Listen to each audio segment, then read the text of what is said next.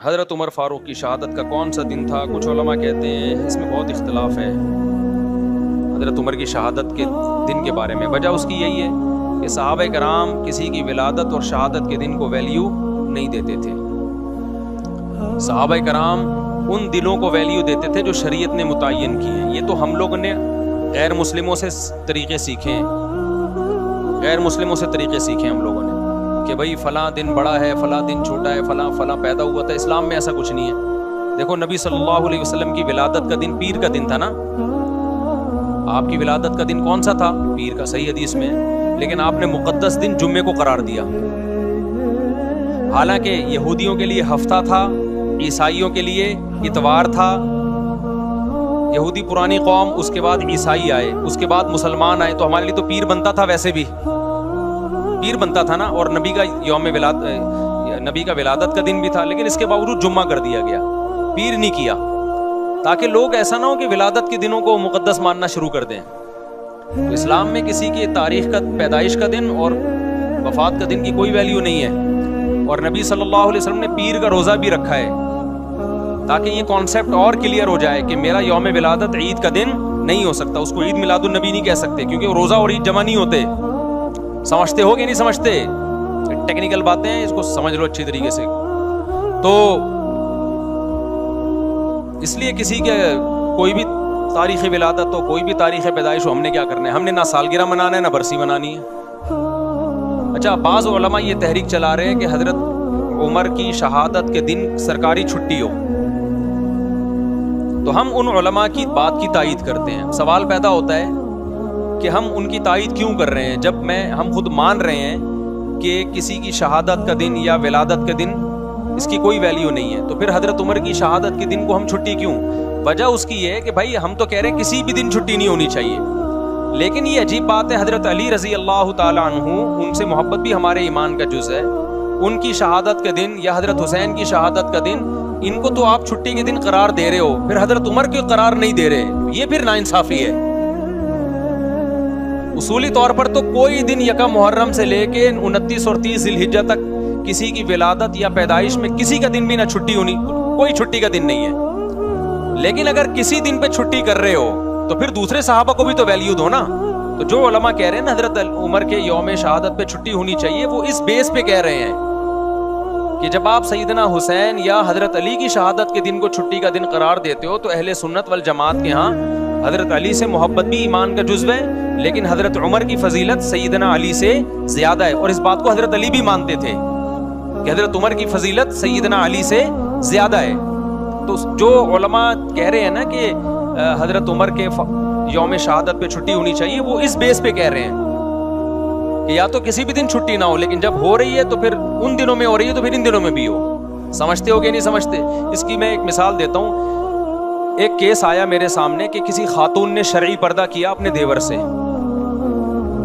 سے پردہ کر لیا، تو دوسرے دیور کو، وہ جو دیور جس سے پردہ کیا نا، اس کو بڑا اعتراض تھا کہ یہ مجھ سے پردہ کر رہی ہے۔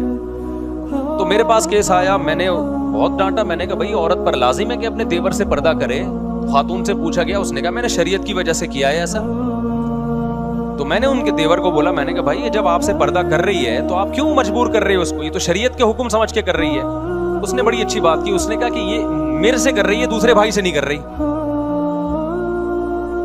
اب بات سمجھ میں آئی؟ میں نے کہا بات تو معقول کہہ رہے، اگر شریعت کی وجہ سے کر رہی ہے تو دونوں سے کرے نا، اس سے نہیں کر رہی، مجھ سے کر رہی ہے، اس کا مطلب میرے پر گویا بزبان حال الزام لگ رہا ہے کہ یہ بندہ 2 نمبر ہے، یہ خراب ہے۔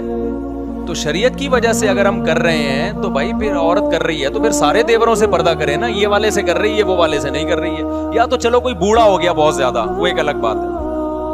تو یہ بات اس دیور کی بالکل معقول تھی، یہ اعتراض بالکل معقول تھا۔ تو اسی طرح میرے بھائی ہم یہ کہتے ہیں کہ اسلام میں نہ کسی کا یوم ولادت منایا جائے گا، نہ کسی کا یوم شہادت، اصل تو یہی ہے۔ لیکن اگر منا رہے ہو تو پھر یہ کیا کہ فلاں کا مناؤ فلاں کا نہیں مناؤ، اس کا مطلب فلاں کو ویلیو دے رہے ہو، فلاں کو آپ بالکل ویلیو نہیں دے رہے۔ تو وہ اس بیس پر مطالبہ کرتے ہیں کہ حضرت عمر کا یوم شہادت چھٹی کا دن ہونا چاہیے، ورنہ اصولی طور پر جو میں نے مسئلہ بیان کیا، اسلام میں نہ برسی ہے نہ برتھ ڈے ہے، یوم ولادت ہے ہی نہیں۔ اسلام نے خود ہمیں تاریخیں بتا دی ہیں کہ ان دنوں میں تم نے یہ کام کرنے ہیں۔ تو اسلام نے ہمیں بتا دیا بھائی 10 محرم کا دن روزہ رکھنے کا دن ہے. 10 محرم کا دن کیا ہے؟ روزہ رکھنے کا دن ہے. یہ ایک مقدس دن ہے. اس کے بعد کیا کرنا ہے؟ اس کے بعد سفر، ربیع الاول، ربیع الثانی، جمادی الاول. اب ربیع الاول میں لوگ عمرہ کر رہے ہوتے ہیں، اس کو زیادہ فضیلت سمجھتے ہیں. یہ بدعت ہے. ربیع الاول میں عمرے کا وہی ثواب ہے جو سفر میں عمرے کا ثواب ہے. اگر آپ اس میں زیادہ ثواب سمجھ کے کریں گے تو یہ عمل بدعت بن جائے گا، کیونکہ کسی صحابی، تابعی یا پیغمبر سے ثابت نہیں ہے کہ انہوں نے ربیع الاول میں عمرے کا زیادہ اہتمام کیا ہو کہ جی ربیع الاول آ رہا ہے تو ہم اس میں زیادہ اہتمام کریں گے.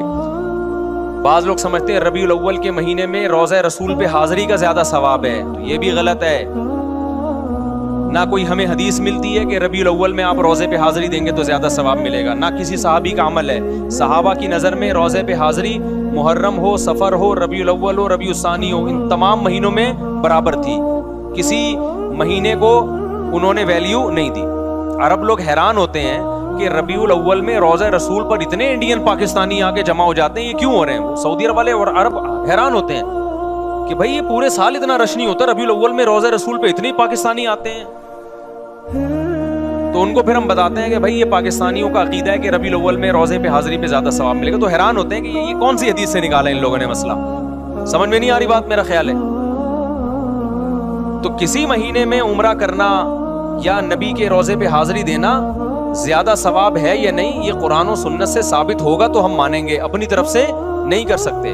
تو رمضان میں آتا ہے ہمیں کہ رمضان میں عمرہ حج کے برابر ہے.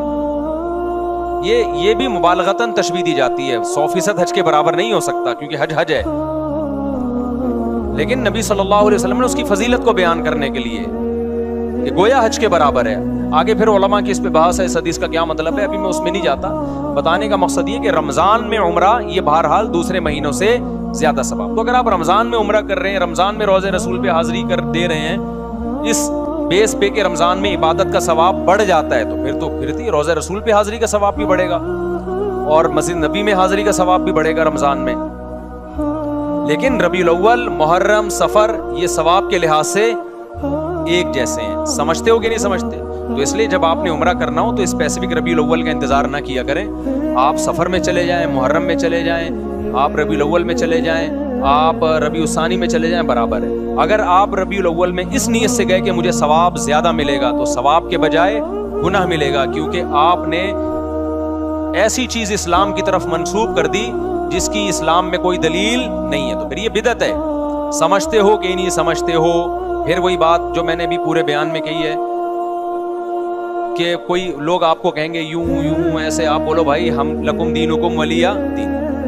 کوئی گرین چینل والے کرتے ہیں تو ان کو کرنے دیں، ان کا مسلک ہے. ہمارا مسلک یہ بولو نہیں. تو آپ ایک فیصلہ کرو، گرین یا وائٹ، ایک طرف آ جاؤ. آپ سمجھتے ہو کہ نہیں سمجھتے ہو؟ تو ہماری نظر میں سارے مہینے برابر ہیں. رمضان میں زیادہ ثواب ہے. رمضان میں تو ہر عبادت کا ثواب کئی گنا بڑھ جاتا ہے، تو عمرے کا بھی ثواب بڑھے گا، ظاہر ہے. تو یہ برسی نہیں ہے اسلام میں، نہ یوم ولادت ہے یا نہ یوم وفات ہے. ہاں تو اسلام نے کیا کیا کہ رمضان کا مہینہ رکھا، ربیع الاول کا نہیں رکھا، ربیع الثانی کا نہیں رکھا، جمادی الاولی، جمادی الثانی، رجب، شعبان، رمضان کا پھر مقدس مہینہ. پھر اسلام نے ہمیں یکم شوال کا مقدس دن قرار دیا، وہ عید کا دن ہے، وہ بھی نہ کسی کی ولادت نہ کسی کی وفات. پھر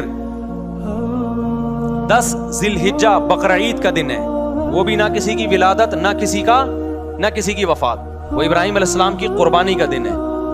پھر یکم محرم اسلامی سال کی ابتدا ہو رہی ہے اور سال تبدیل ہو رہا ہے، تو اسلامی سن ہجری کی ابتدا بھی ولادت سے نہیں رکھی بلکہ نبی کے ہجرت کے دن سے رکھی ہے، جس دن آپ نے قربانی دی، کوئی عمل کیا. سمجھتے ہو گے نہیں سمجھتے؟ جو آپ صلی اللہ علیہ وسلم نے عمل کیا نا، ہجرت کی، اس کو پہلا سال اسلامی قرار دیا گیا ہے تاکہ جب وہ آئے تو ایک موٹیویشن ملے کہ بھائی قربانی ہے، قربانی دی تھی نبی صلی اللہ علیہ وسلم نے. تو اسلام میں نہیں ہے بھائی یہ ولادت اور وفات کے دن. سمجھتے ہو کہ نہیں سمجھتے؟ دیکھو اسلام وہ ہے جو اللہ رسول نے بتایا. اپنی طرف سے چلو گے نا تو